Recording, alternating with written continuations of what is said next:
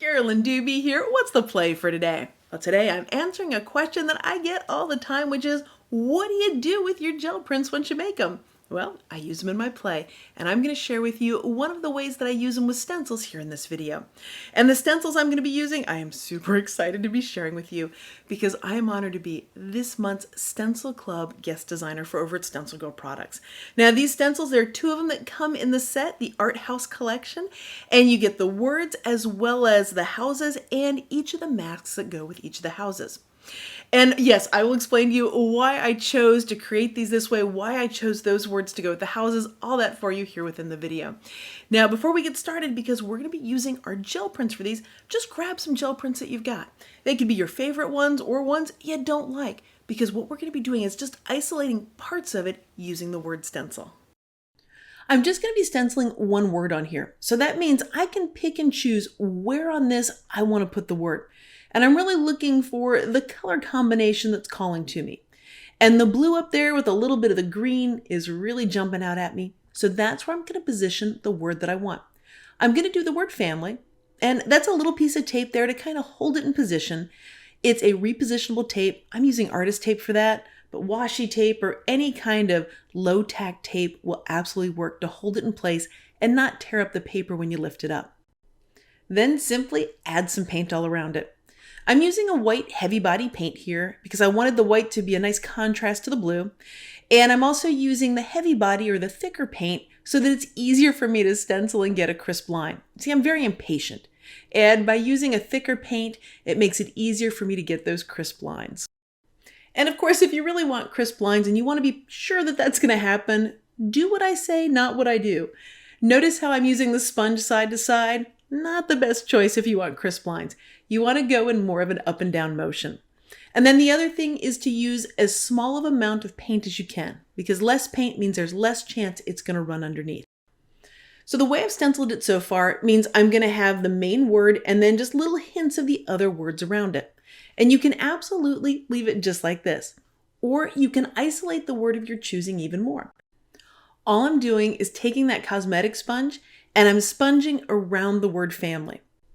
Using a cosmetic sponge to do this gives me a straight line or an edge, so it makes it easy to just go along those lines. The other thing that I really like about doing this is you can see there are some of the ghosts of the words that I'm covering up. So it's not just this solid layer of white on there. I'm purposely doing it a little bit lighter so that you can see the hints of those words that were underneath it. This is one of the reasons why I love stenciling, is because there's so much flexibility for each of us to do it in the way that we want. So I like having those little hints of the other words there, but maybe you don't. Maybe you want to cover that up, so you're going to use a little bit thicker layer of paint. That's the great part. We each have the freedom to do it in the way that we want. So now that you know the process for how this works, let me show you with another word on a different print. Now this print has very distinct colors on it, some blues and greens and some pinks, and I'm choosing a word that's going to straddle both of those. So it's going to be like the word is sort of shifting colors as it goes across. As I was creating these stencils, I actually did the house stencils first. Those were all done and I knew I wanted to put some words with it because I love using words in the play. But I realized, what words do I want to put? I mean, do I want to do words related to houses or art? And then I realized this is the thing that builds the art house. Where we've come from, the people that came before us, the connections that we have to people right now. And that's why I chose these words to go with the art houses. Now, if you're already a member of StencilClub, you know what's going to happen on the 15th of the month. These two 9x12 stencils are heading in the mail on its way to you. And you'll also get the exclusive members only video provided by the designer of the month. That's me this month. And I've got a video about gel printing for you in there. There's also a downloadable PDF with the basic instructions to go along with that video. And there's more stuff included in StencilClub. You can find out all the details over at StencilGirlProducts.com. Once the white paint is dry, then I simply cut them out. And as you can tell, I like to do this. I did a whole bunch of them. So now I've got some pre-cut words, but what can I do with them? Let me show you two quick things. I made a little pocket on this tag using the word love. I simply stitched it on there, and now I'm going to do a little something more to the word because I want to get a little bit of a black outline around it, and I'm going to show you two ways that you can do it. One is by putting the stencil back right on top of it and very carefully tracing right around the edge of the stencil. And what that will do is give you a very precise, very crisp line.